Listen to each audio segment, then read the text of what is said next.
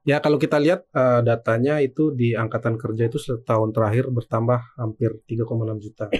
Sementara di 9 bulan pertama tahun ini, 3 kuartal tahun ini itu serapan tenaga kerjanya sekitar 980.000. Jadi masih Jauh sih. sangat jomplang.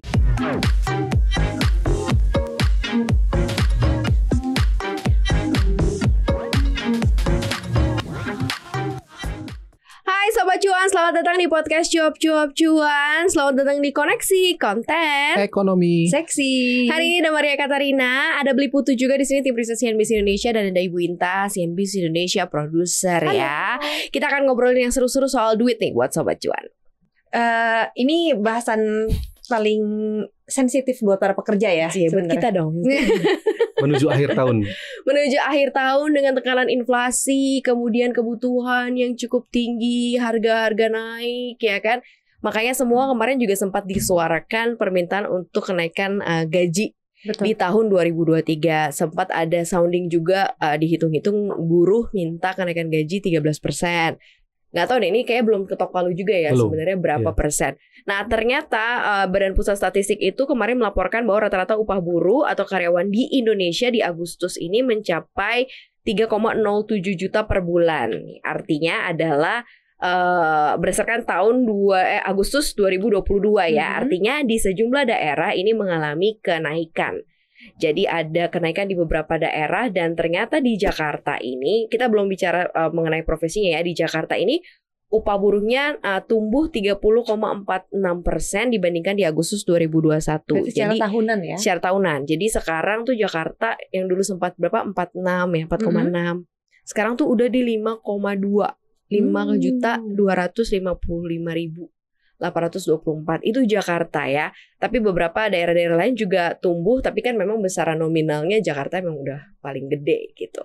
Nah sekarang juga ada tuntutan lagi karena inflasi. Sebenarnya kalau kita bicara mengenai skema naik gaji ini harusnya memang ada ya tiap tahun ya, harusnya dirasakan ya setiap pekerja ya nggak sih? Iya, kalau misalnya ada inflasi berarti memang harusnya pendapatan juga naik supaya memang berasa nih kalau misalnya uangnya nambah.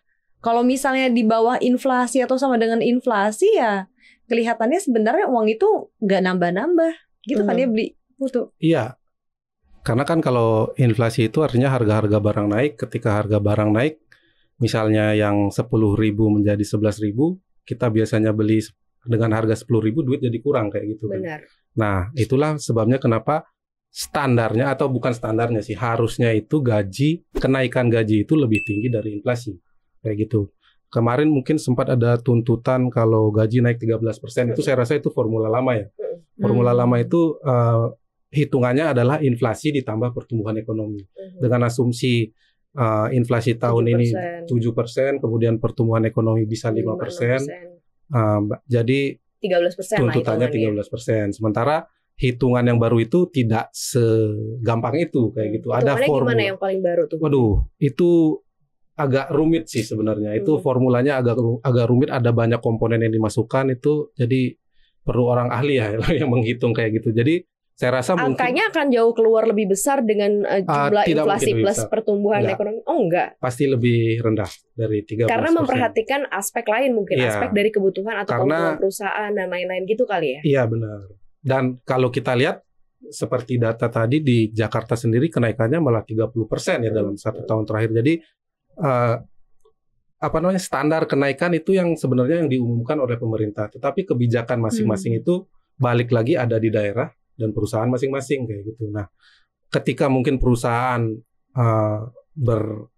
berniat baik kayak gitu dengan menaikkan gaji lebih tinggi dari standar pemerintah ataupun standar pemerintah daerah, ya itu kan berarti keuntungan bagi karyawannya kayak gitu. Makanya ada kenaikan hingga 30%. Dan itu juga rata-rata, tidak semua. Jadi ada yang mungkin di bawah 30%, ada yang mungkin 10%, ada yang bisa 40%. Jadi ketika di rata-rata hasilnya 30% untuk Jakarta sih. Dan untuk nasional itu 12% lebih kalau nggak salah ya. Itu juga cukup tinggi dibandingkan dengan inflasi saat ini. Inflasi saat ini kan masih di bawah 7%, di bawah 6% malahan. Mungkin yang terasa kayak angkatan kerja baru kali ya. Kalau seandainya dia masuk jadi angkatan kerja baru di tahun yang berbeda, patokan dari UMR-nya udah beda nih kan berdasarkan tahun gitu nggak sih, Bunta? Sementara kalau untuk karyawan yang emang udah tetap udah ada di perusahaan tersebut biasanya nggak ikut nih kenaikan yang diminta dalam tanda kutip gitu ya, formulasi yang diatur oleh pemerintah. Berarti kan memang untuk mereka-mereka yang angkatan kerja baru nggak sih? Harusnya di-adjust ya. Kalau harusnya di-adjust untuk karyawan yang ada juga yang udah eksis tetap di-adjust. Di-adjust karena tentunya tidak adil dong. Dengan karyawan baru masuk gajinya lebih tinggi sementara kinerjanya kita belum tahu. Tapi sementara emang kayak gitu tahu beli. Nah, emang sih dengarkan curhatku ya. Makanya kan harusnya, tapi kenyataannya kan balik lagi realitanya kayak gimana itu ya di masing-masing perusahaan saya rasa berbeda-beda sih. Tapi harusnya akan di-adjust, harusnya. Kalau misalnya ini tadi kan ada angka dari 2021 ke 2022, kenaikannya rata-rata 12% dan lebih tinggi daripada inflasi. Sebenarnya ini kabar yang baik ya, kan sejalan juga ekonomi lagi membaik juga. Benar. Dari awal tahun sampai kuartal 3 tahun ini ekonomi Indonesia kan rata-rata udah naik ke 5,4% ya.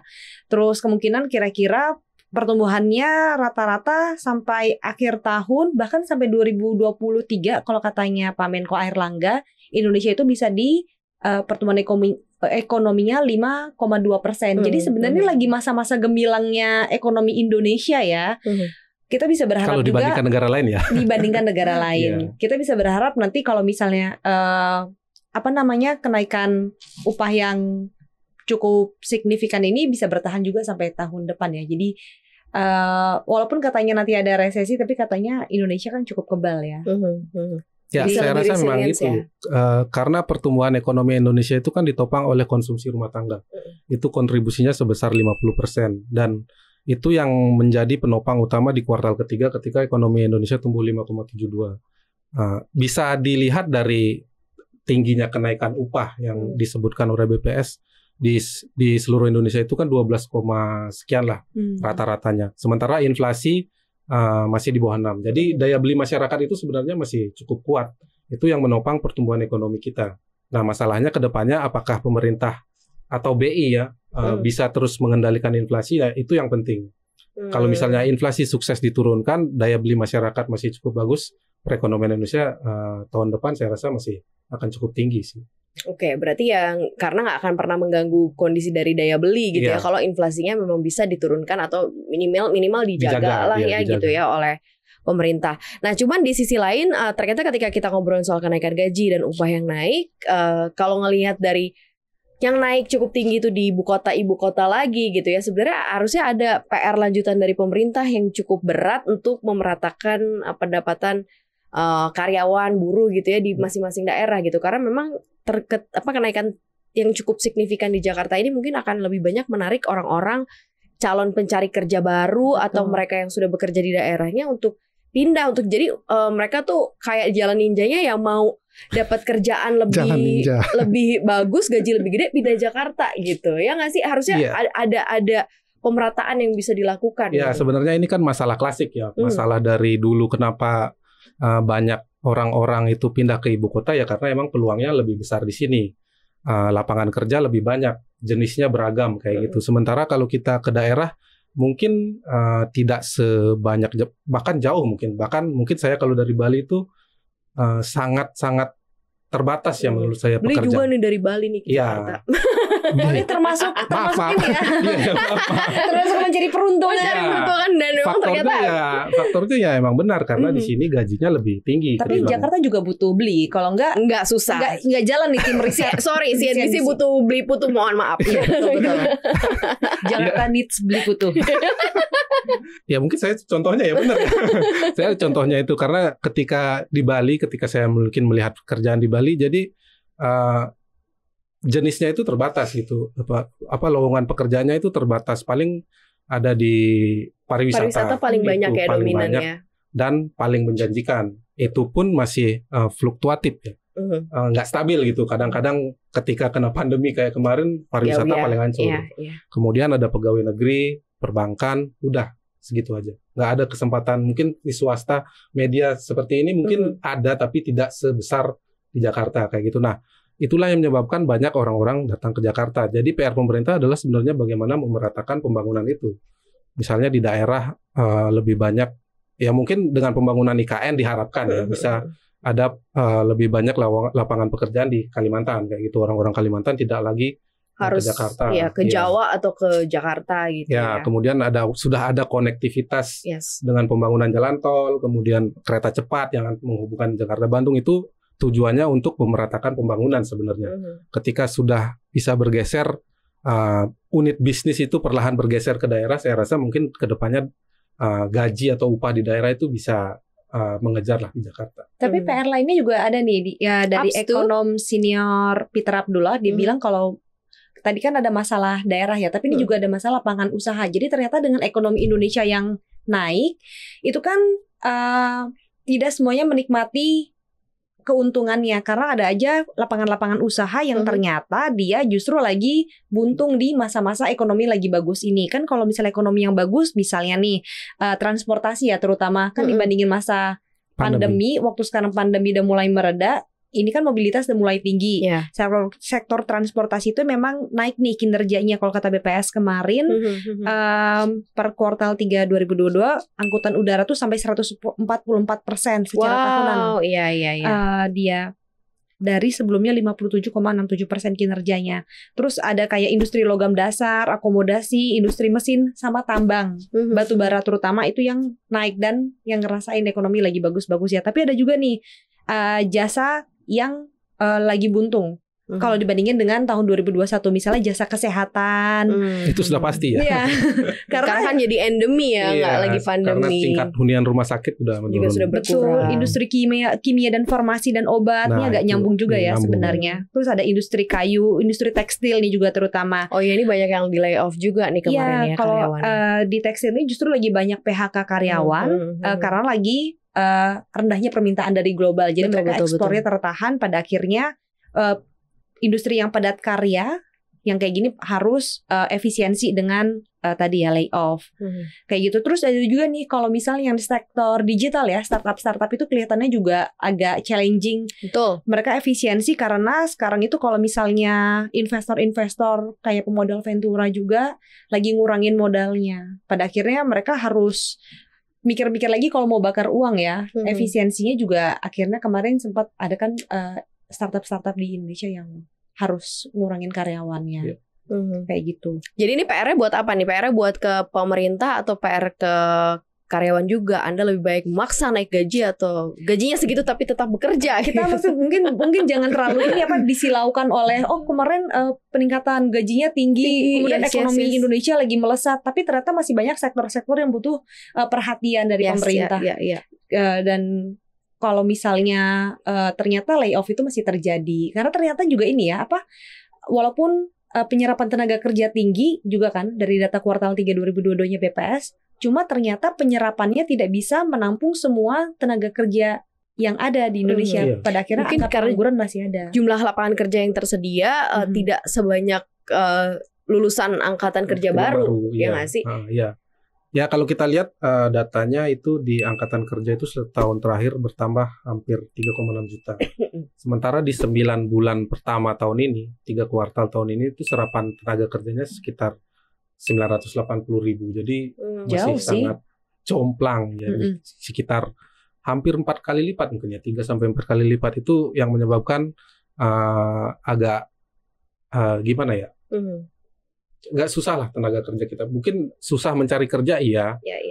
Bahkan mungkin ada banyak PHK. Ya ini balik lagi ke dinamika global ya, karena kita sebagai negara itu tidak hanya berdiri sendiri, pasti terkait dengan negara lain. Ketika negara lain mulai terguncang, dunia terancam resesi, dampaknya ke perusahaan-perusahaan yang ekspor kayak gitu. Itu yang menyebabkan banyak PHK di sektor industri tekstil karena mereka banyak ekspor. Jadi memang PR-nya masih cukup besar sih, walaupun kita perekonomian kita masih tumbuh cukup tinggi, tapi PR-nya masih banyak sih. Mungkin sisanya tadi yang tidak terserap, mereka lari ke sektor yang informal. Tadi juga Pak Faisal Basri bilang bahwa memang serapan tenaga kerja belum maksimal, jadi banyak sekali angkatan kerja baru atau karyawan yang di PHK oleh perusahaannya kemudian memilih pekerjaan informal, mereka berusaha atau berdagang gitu ya, di mana ini akan mengganggu produktivitas sebenarnya karena mereka sendiri sebagai karyawan atau sebagai pekerja tidak ditanggung oleh BPJS, kemudian mereka juga tidak bisa punya level produktivitasnya juga jadi lebih rendah kan biasanya kalau misalnya mereka mau berusaha, atau mungkin sekarang kan banyak tuh pekerjaan yang terbuka misalnya jadi supir ojek online gitu ya, ekspedisi dan lain-lain, akhirnya membuat tingkat produktivitasnya rendah dan sangat disayangkan itu terjadi kepada angkatan-angkatan kerja baru di mana sebenarnya harusnya level produktivitas mereka lebih tinggi, lebih diserap lebih besar oleh dunia kerja saat ini. Terus gitu. kalau ke sektor informal mungkin nanti mereka juga lebih sulit ini nggak sih kalau misal mau ke bank minta pinjaman, ya betul. Apa kan butuh bantu pembiayaan. Kayaknya kalau bank masih kurang ini ya, maksudnya lebih preferable untuk mau yang ada fixed income, ya, gitu kan, yang ada gaji tetapnya gitu, daripada mungkin ya itu teman-teman kita freelancer atau mungkin mereka yang kerjanya informal agak repot kalau mau dapat pinjaman, atau mungkin mereka belinya cash Bunta, nggak ada kredit, nggak ada. Bener sih, bener. Kredit buat gua aja kayaknya. Masih kredit. Anti riba ya mereka ya jadinya. Mereka anti riba. Nah sebenarnya kalau kita balik lagi nih ya kepada tuntutan kenaikan gaji, dan kita harus lihat dari sisi perusahaan yang juga mungkin masih butuh ruang lagi untuk kembali seperti dulu sebelum pandemi gitu. Ini akan seperti apa sih mungkin mekanisme yang paling terbaik? Kalau gue sih as a personal ya sometimes gue ya lebih baik tetap kerja gitu, tetap bekerja, atau mungkin mencari peruntungan lain kalau mau naik gaji gitu ya. I'm not to push my company to raise up my salary. Tapi kalau mau cari yang naik ya karena dompet cari kita yang lain. Dompet kita kan ada banyak ya, jadi bisa nampung berbagai sumber kan main, bener. Betul sekali Ibu. Kita tadahin semuanya. Gimana tuh beli butuh? Ya mau gimana lagi. Memang pilihannya kayak gitu. Apakah kita tetap bekerja atau mungkin pindah ke tempat yang lebih memberikan gaji yang lebih tinggi kalau ada misalnya, atau balik lagi kembali ke sektor informal kayak gitu. Karena kalau kita lihat memang Indonesia dari dulu yang mendominasi pasar tenaga kerja itu adalah informal. Sektor informal sebenarnya. Ya, tapi sangat disayangkan ya sebenarnya ya. Walaupun katanya penopang besar dalam pertumbuhan ekonomi, tetapi kasihan untuk angkatan kerjanya gitu. Kalau kata Prof. Faisal Basrinya tadi sih ngomong. Ya bisa juga sih, karena seperti tadi jaminan kesehatannya kurang, banyaklah kurangnya. Tapi di sisi lain kalau misalnya sektor informal itu bisa maju, kita jadi lebih banyak peluang juga sih. Peluang UMKM itu lebih banyak, dan mungkin akan bisa menjadi negara maju dengan industri sendiri di dalam negeri. I see. Kita tidak mengandalkan lagi sektor-sektor perbankan. Tetap mengandalkan sektor perbankan untuk pembiayaan, tetapi di dunia usaha ya siapa tahu mungkin dari usaha kecil-kecilan menjadi perusahaan yang besar kayak gitu kan. Peluang-peluang itu selalu ada. Tapi memang ya masih lebih berisiko untuk saat ini untuk informal ketimbang formal untuk saat ini. Oke, kayak gitu. Bunta, ada lagi yang mau disampaikan, Bunta? Ya, pokoknya kita berharap kalau misalnya dengan data-data yang glorious di tahun ini bisa terjadi di tahun depan juga. Karena kan sebenarnya Indonesia peluangnya besar ya. Kalau misalnya ada ancaman resesi global, Indonesia kan sebenarnya nggak terlalu banyak trade dan apa sih hubungan dengan luar. Jadi katanya itu salah satunya karena lebih kebal ya. Kita sektor informalnya yang banyak. Oh iya, negeri konsumsinya yang konsumsi rumah tangga kita. Sektor informal benar, UMKM itu kalau nggak salah 90% serapan tenaga kerjanya. Itu yang salah satu yang menopang kita masih cukup kuat karena mereka masih konsumsi kayak gitu. Sementara seperti sektor tekstil kayak gitu kan sudah mulai pengurangan tenaga kerja. Jadi ya keuntungannya ada di sana sih untuk saat ini. Mungkin yang disayangkan cuma kepada tingkat produktivitas dan jaminannya mungkin ya. Ya pintar-pintar untuk teman-teman yang kerja di sektor informal untuk bisa punya pemahaman perencanaan keuangan yang baik gitu. Baik lagi ke diri sendiri ya nggak sih? Iya, dan itu udah sering banyak dibahas di konten-kontennya cuap-cuap cuan kan Mbak? Gimana cara untuk meningkatkan produktivitas? Ya betul. Meningkatkan cuan. Gimana caranya untuk bisa punya proteksi diri sendiri gitu ya, nggak bergantung terhadap perusahaan. Jadi ada independency financials untuk diri sendiri gitu loh. Cakep. Independency gitu ya, independent financials. Jadi ya mungkin teman-teman yang saat ini nggak kerja di kantoran nggak apa-apa gitu, karena kamu adalah salah satu penyumbang penggerak perekonomian saat ini gitu ya. Jadi tetap semangat. Dan untuk teman-teman mungkin yang kemarin baru kehilangan kerjaan ya, mungkin sektor informal akhirnya jadi kayak pilihan lagi gitu ya, pilihan untuk bisa tetap produktif. Bisa kok tetap produktif ya. Berwirausaha. Jadi gitu aja obrolan kita hari ini. Jangan lupa untuk dengerin konten podcast kita di mana aja, Bunta? Ada di Apple Podcast, Google Podcast, Spotify, dan juga Anchor. Selain itu kamu bisa datengin di Instagram @cuap_cuan. Situ ada banyak banget nih konten-konten yang bisa jadi inspirasi kamu kalau mau nambah gaji tadi ya. Baik untuk kerja sendiri atau ada inspirasi lainnya juga. Terus nanti juga di YouTube cuap-cuap-cuan, subscribe, like, dan share sebanyak-banyaknya supaya teman-teman kamu juga bisa dapetin manfaat dari konten kita. Terima kasih juga udah dengerin Koneksi hari ini. Maria pamit, Putu pamit, dan Inta juga pamit. Bye-bye Sobat Cuan. Dadah.